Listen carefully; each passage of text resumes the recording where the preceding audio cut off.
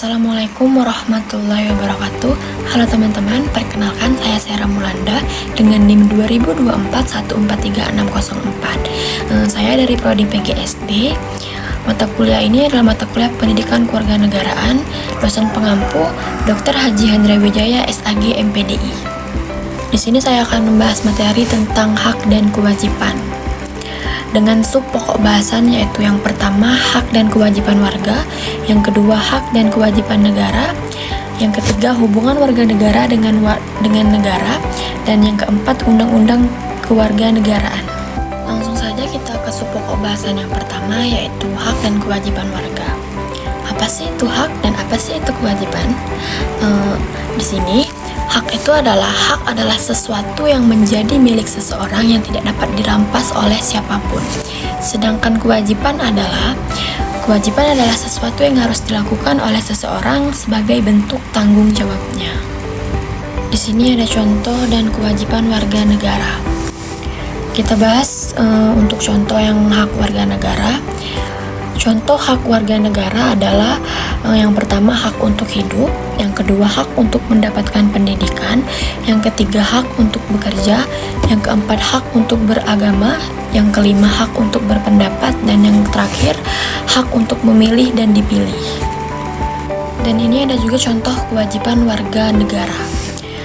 Langsung saja kita bahas. Yang pertama adalah kewajiban untuk menaati hukum, yang kedua kewajiban untuk membela negara, yang ketiga kewajiban untuk membayar pajak, yang keempat kewajiban untuk menjaga ketertiban dan keamanan, yang kelima kewajiban untuk berpartisipasi dalam pembangunan. Oke, next ke sub pokok bahasan yang kedua, yaitu hak dan kewajiban negara. Negara juga memiliki hak dan kewajiban terhadap warga negaranya. Hak negara adalah sesuatu yang menjadi milik negara dan tidak dapat dirampas oleh siapapun. Kewajiban negara adalah sesuatu yang harus dilakukan oleh negara sebagai bentuk tanggung jawab terhadap warga negaranya. Ada juga contoh hak dan kewajiban negara.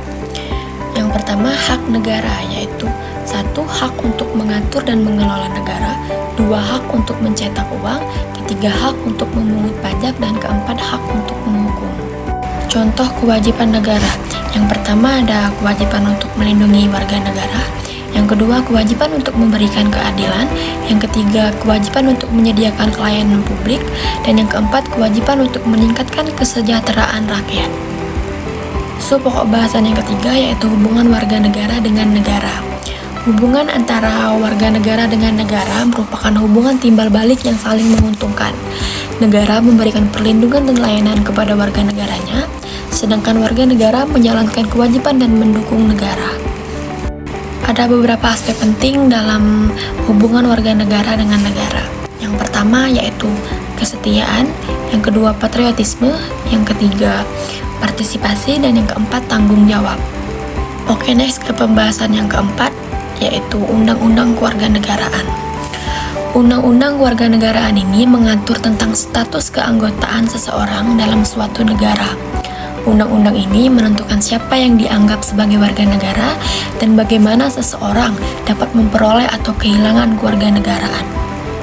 Ada juga beberapa poin penting Undang-Undang Kewarganegaraan, yaitu yang pertama, kewarganegaraan berdasarkan kelahiran, yang kedua kewarganegaraan berdasarkan keturunan, yang ketiga kewarganegaraan berdasarkan perkawinan, yang keempat kewarganegaraan berdasarkan naturalisasi, dan yang terakhir kehilangan kewarganegaraan.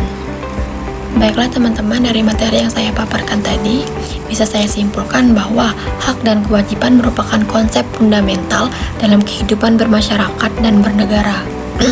Hak dan kewajiban warga negara dan negara saling terkait dan harus dijalankan dengan baik agar tercipta keselarasan dan keseimbangan.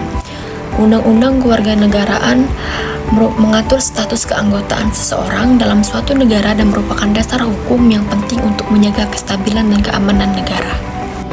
Penting untuk diingat bahwa hak dan kewajiban merupakan tanggung jawab bersama. Setiap warga negara harus menjalankan hak dan kewajibannya dengan baik agar negara dapat maju dan sejahtera.